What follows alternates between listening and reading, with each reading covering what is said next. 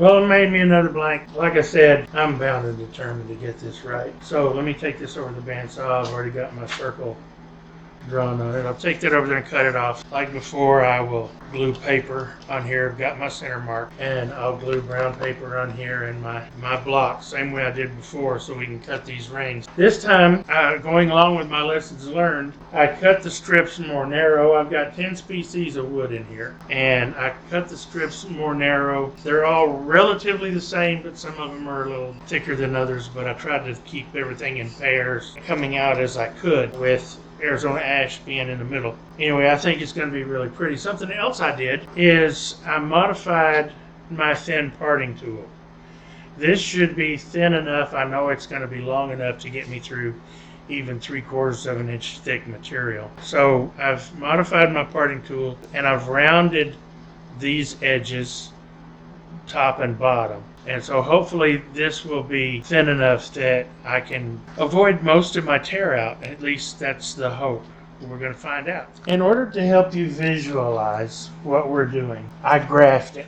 And because it may help for future reference. What I did is I took the radius, which is half the diameter, and I plotted it out. It's going to be about that wide. The rings are a 1/2 inch thick, so I drew those. And I set my first angle, came in about a 1/2 inch from the edge on this outside. I don't have to go that far, and I may not. I came out a 1/2 inch, and I'm cutting my first 2 angles at 65 degrees. Well, cutting that at 65, that gives me this next piece, so that 65 transfers down here. I make this cut at 65, that transfers here. You following me? This cut gets made at 55, that goes down here. This one 55 goes down here. This one 45 goes down here. So the last cut will be 45. If I decide to make one more cut, it will be at 45, and that'll give me about a 4-inch base. I don't know if I'm going to do that yet or not. It just depends on what it looks like when it's all said and done. Now, the only problem here is, again, I get a really thin ring. This is about 1/8 of an inch, and that's before any tooling is done. So what I will do after this first ring, when I come back to cut this second ring, I will actually move this in some and make this a little wider, and here again, I'll cut to the inside of the line, and because we get plenty of material as we go on down. It's just this ring, because of the graduated angles that I'm using, gets a little thin if you're not careful. So that's how you look at it on paper. So let me get this cut out and glued up and ready, and we'll get to the layout. Like before, I've got it screwed to here, and I'm holding it with the chuck, just pressure. First thing I want to do is make it round.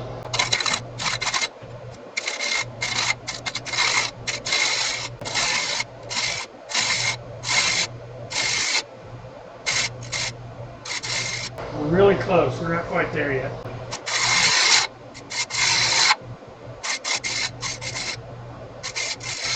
Okay, that's round. Now, if you remember my diagram, I said I was going to come in about a 1/2 inch on this first ring. I don't know that I want to go in that far. I think 3/8 might be far enough. I don't like being that far from my support. I need to make me a 65 right here so I can be closer to my work. What I'm going to do before I can continue working on this, I need to make me a new jig. One that lets me get close but puts my cutting tool where I want it. So I need I need my 65, my 55, and my 45 closer to this end. I'm going to go rebuild the jig. When I get that done, which will be tomorrow, we'll come back and work on this some more. And I rebuilt my 2 jigs. So this one is 65, 55, 45, and this leaves me room to add a 35 if I ever really wanted to go that steep down here at the bottom. And I may one of these days, I don't know, we'll see. So yeah, it's not the same as Gary's, but inspired by him, and we'll see how it works. I've got my height set, I'm right at center, and now I can get really close.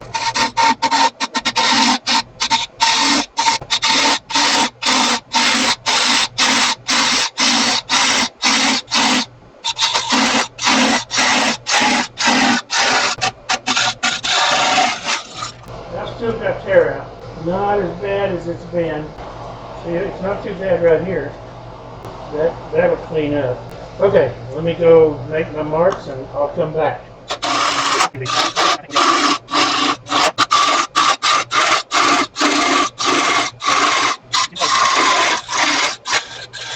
Okay, now we'll go 55.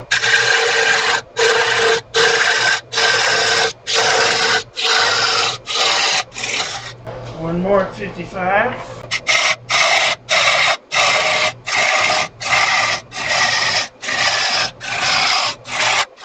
And this last one we'll do at 45.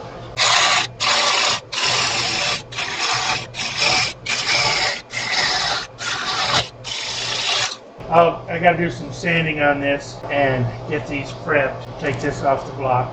And I'll come back when all that's done and I'm ready to put these back together. Now let's see if we can get this glued up without messing it up. So I want to go there and there. I've made some marks, alignment marks, where I want these rings to be. This one is the most critical because it's got the least amount of clearance. Now, I'll wait, about 10 minutes. I'll glue another one on. Okay, let's do another one.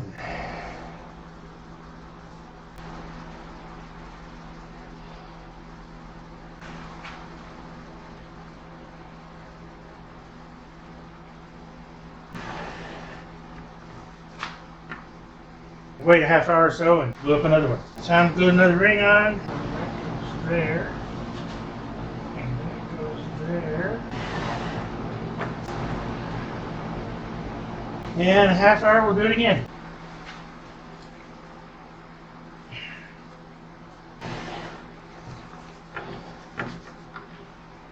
"30 more minutes, I'll put the last one on.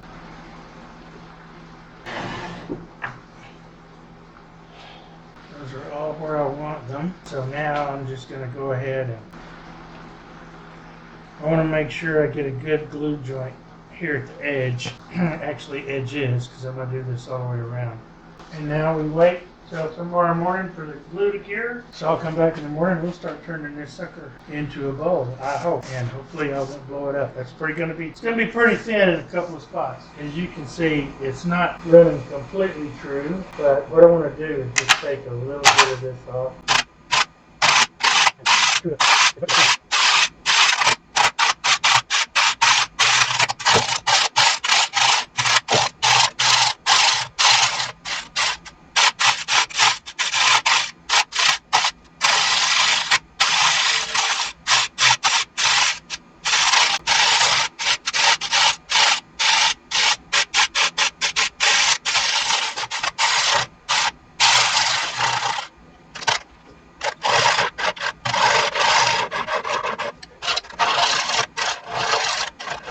What I want to do is I want to make me a little bit of a tenon right here. I'll be able to blend it in later.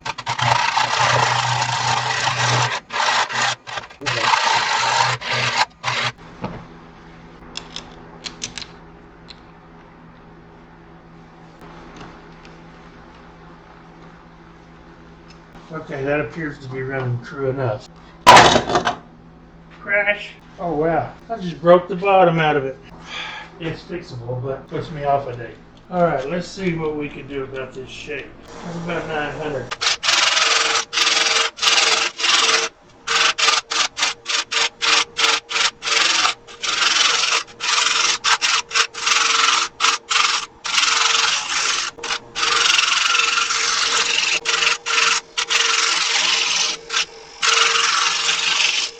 I just need to take it down a little more.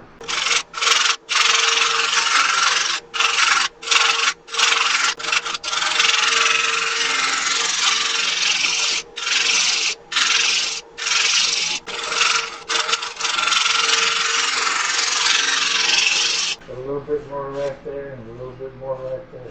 I'm not worried about that. I'll do that when I do the bottom.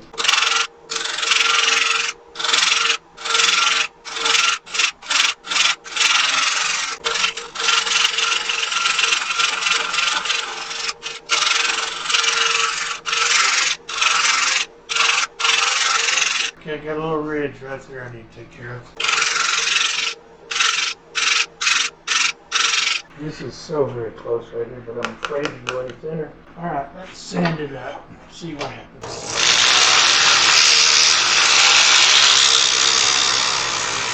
All right, that's 600, and that looks pretty good. So now,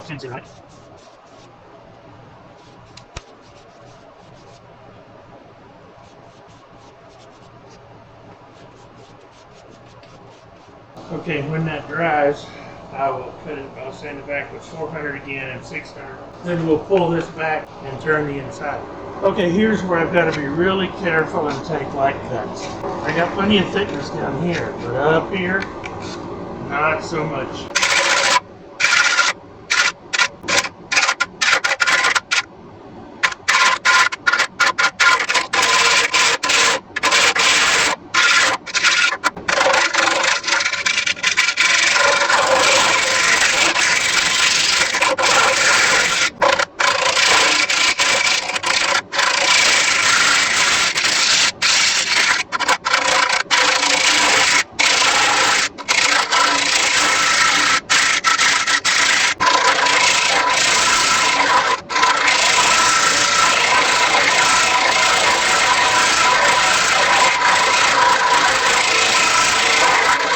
Oh my.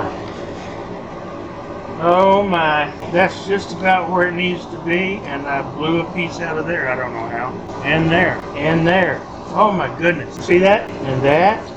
And that. I don't know what happened there. And I was taking really light cuts too. Let me figure out what I'm going to do about this.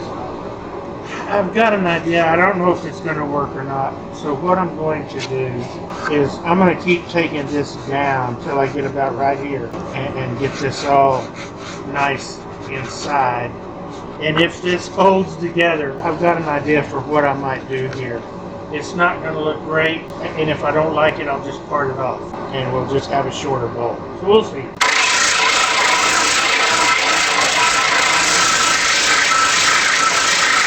This is getting it. It's really close.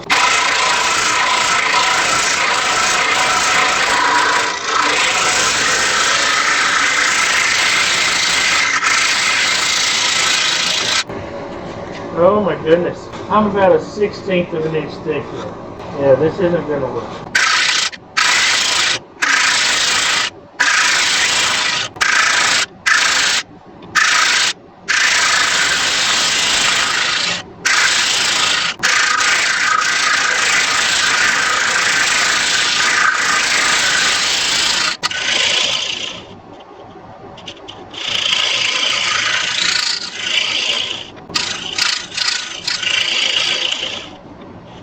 I'll sand the inside up.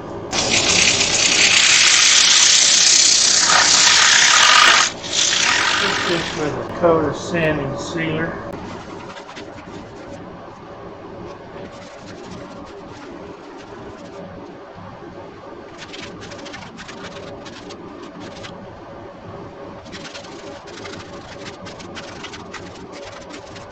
Well, when that dries, I'll come back like before, knock it back with 400 and 600, and then I think I'm just going to part this off right here.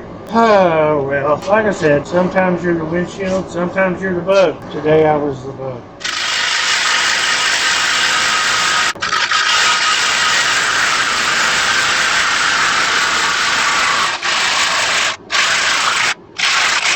When it hit the floor, it did this. See if I did any more damage. Oh, yeah, I did. Poo, poo, poo. We'll save what we can.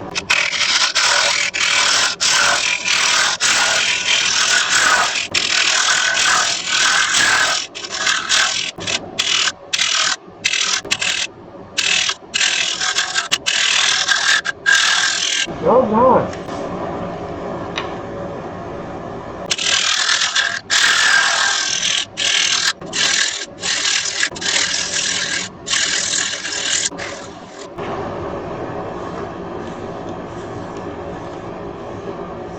Alright, I'll let that dry a little bit, and then we will take this out of this chuck and I'll move it back over to the 3520 and put it in the vacuum chuck since it's already set up over there. And we will turn this around and finish the bottom. Still looks pretty good. It's not as pretty as it would have been, but oh well, you know, life goes on. Okay, got it on the vacuum chuck. Let's finish it at the bottom. Face shield on.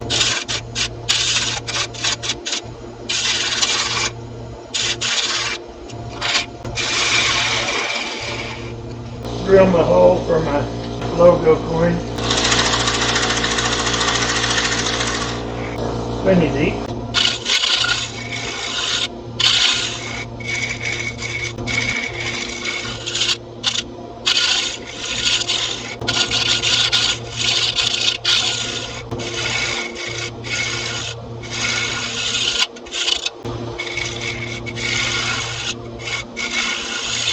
Okay, got a little bit of an OG down here at the bottom.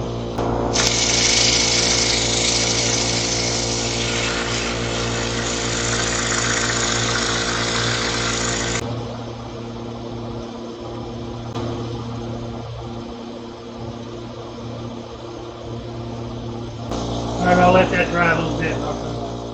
Yeah, I thought I was recording again. Dummy. So I've decided just to finish this with Axe abrasive paste and then polish and restoring paste. The polish and restoring paste is actually what I'll be using as the finish. And you can get your own Axe. Follow the link in the description below. Enter the code Billy15 and you'll save 15% on your order.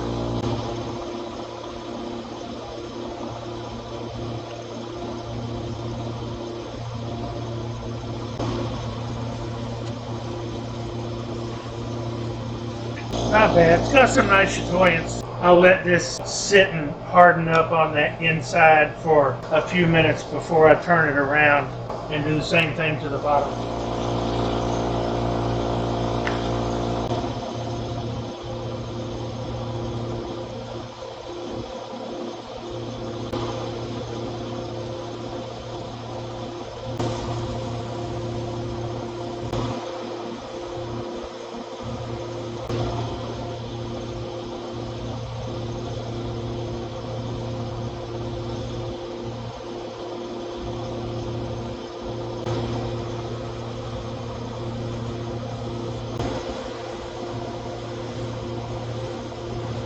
Some thick CA, Starbond, good stuff. Starbond Premium Superglues. Click the link in the description below and you'll save 15%. No code to enter, just click the link. Little accelerator.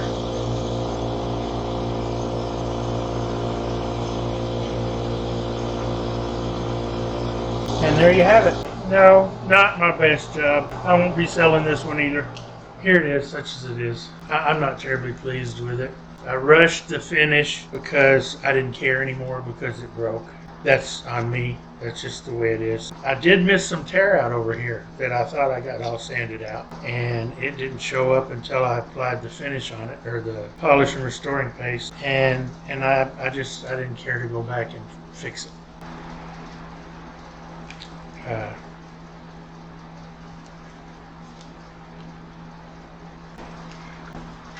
Because I'm just not real happy with it.